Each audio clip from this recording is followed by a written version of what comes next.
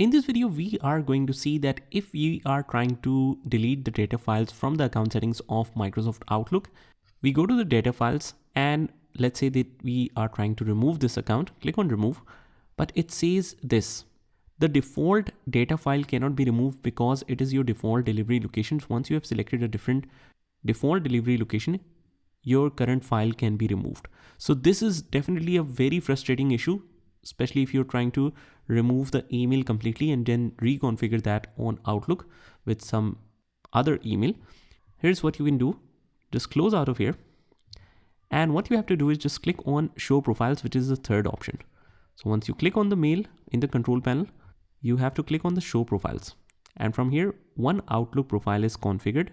All we have to do is just remove that completely. Click yes, click apply and OK.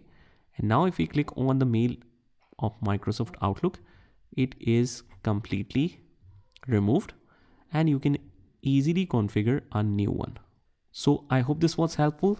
Just comment down below if that works for you. Just try to create a new Outlook email after removing your existing email.